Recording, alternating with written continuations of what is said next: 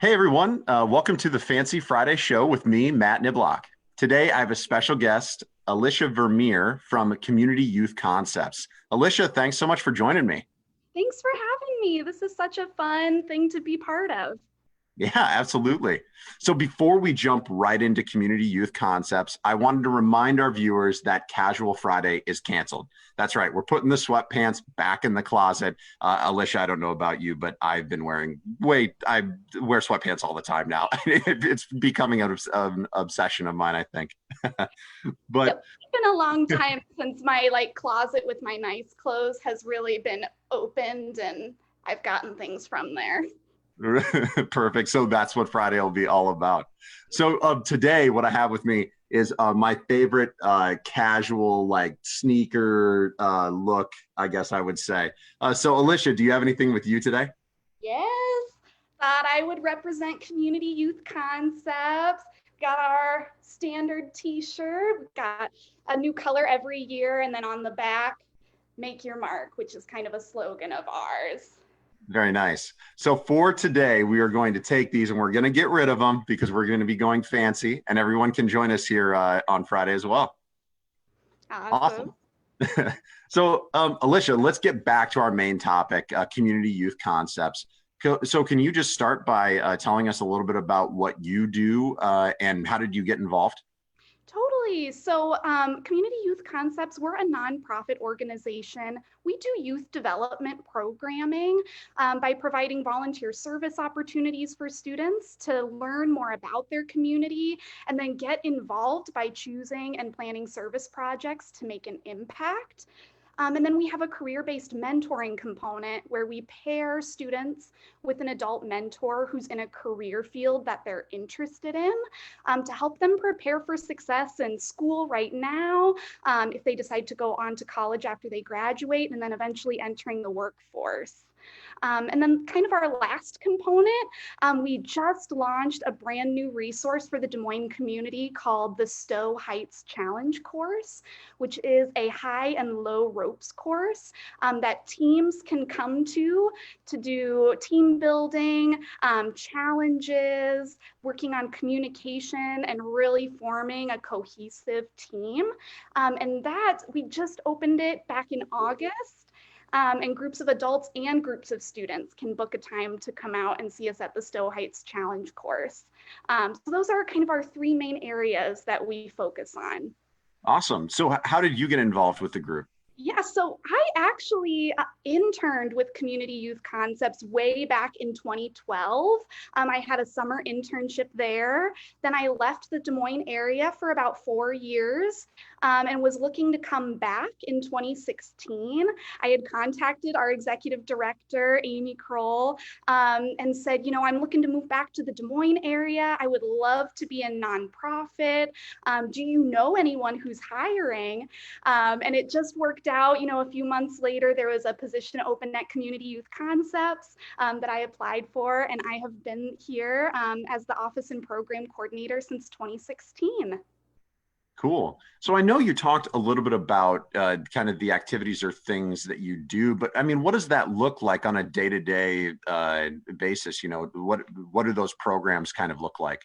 Absolutely. So we do both school-based programming. So our program facilitators will go into schools to do weekly groups with students. And we're really practicing life skills and leadership skills. So students will spend some time learning more about their community. They will talk about what they're passionate about, where they would like to make a difference in their community. And then they work together to choose and plan service projects for how they want to make an impact. Sometimes their service projects will impact their school. Sometimes it'll be more neighborhood focused, or sometimes it'll be more kind of Des Moines, central Iowa. It's really dependent on what students are interested in doing. Those issues that they see and where they want to make a difference. And then folded into all of that is giving students some skills that they need to be successful. So it might be, how to plan an event from start to finish. What does that process look like? It might be, how do I call a business and ask for donations? That can be a really scary thing, not just for young people, but for adults to do. So we'll practice, how do you approach a business? Like, how do you introduce yourself?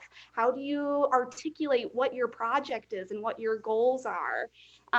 So every day looks different because every group is different. So that's one of the things I really love about my job. And then watching those students grow throughout the year, both in their leadership skills, in their confidence, in their ability to think like my voice is important and matters and is needed in our community. Sure.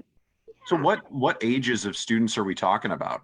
So primarily middle and high school. We Okay. have a couple, just one or two elementary school programs, and those are both tied to a specific school. But we are primarily working with middle and high school students.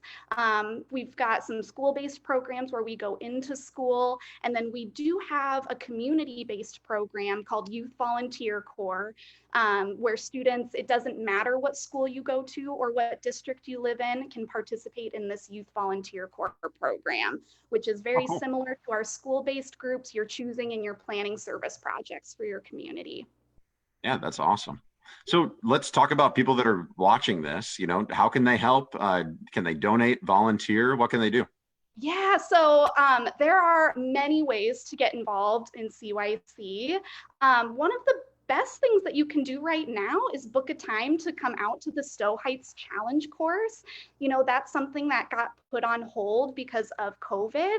We were originally planning to open in May and to have, a big ribbon cutting event where we could invite all of our supporters and our donors and our volunteers who really made this project come to life. And that has been put on hold since. We did do a soft opening last month in August to see, can we still do challenge course programming while socially distanced? So we were able to receive a grant to purchase extra equipment, and we have been able to do challenge course programming while socially distanced. Everyone is wearing masks. Everyone has their own equipment that they use for the entire time you are out there. No sharing of equipment, really limited those touch points.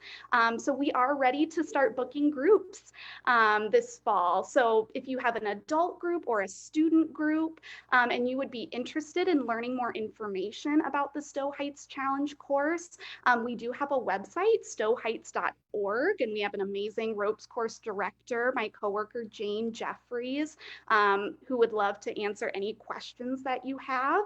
So I would say that's number one, like a really good thing you can do to support community youth concepts. But we do also always accept donations. This is going to be a very interesting year coming up for CYC. We're kind of planning to be virtual with our programming. And our staff has been working, through what does that mean? We still want it to be an interactive group. And I think what that will mean is we're going to have to buy a lot of individual supplies so students can still complete service projects at home. So instead of having, our big, supply kits that we just have at CYC that all of our groups can do, we're looking at forming individual supply kits. So either donating financially or donating, school supplies, sort of those in-kind donations are always so helpful to help us fulfill our mission in working with students. I did want to shout out to our Youth Volunteer Corps group. They're working on kind of a cool service project right now. They're calling it the CAN structure project. So they are collecting canned goods, and they will build a display of those canned goods at Mars in the Drake neighborhood in their front window. They have a funder, the National Youth Volunteer Corps will donate 50 cents for every can that they collect that they can use to support their program. And then all of the food that they receive will be donated to the Free Little Food Pantries in the Drake neighborhood. I think there's 10 or 12 Free Little Food Pantries at various locations in the Drake neighborhood. So they'll distribute all of the canned goods that they receive to those Free Little Food Pantries when they're done. So that's a fun way to get involved as well. Absolutely. And just for everybody watching, look down in the comments because we'll have links to the Stowe. It was Stowe what? Stowe Sorry. Heights. Okay, perfect. To that that website. We'll also have the website where you can go to donate. That'll be right here. So nice and convenient for you as well. So Alicia, thank you so much for joining me today. It's awesome to learn a little bit more about CYC and what you all are up to. And we hope you the very best as you continue to do all of these different things. So very good. Thank you for having me. This was so fun. Absolutely. But before I let you go, one last thing, being the Fancy Friday partner, you do get to choose the jacket that I'm going to be wearing this week. And I know that you're blue and green combo in the logo. So I went with a couple of different blue options. I've got a navy blue jacket here. And then I've got a fancy kind of flowered, almost smoker jacket looking thing. So which one are we going to go with this week? We have to do the fancy flower jacket. It's so great. I love it so much. It's really not a fair fight. This thing seems to win a lot. And yeah, so I only bring it out certain times. But fair. That's awesome. Fair.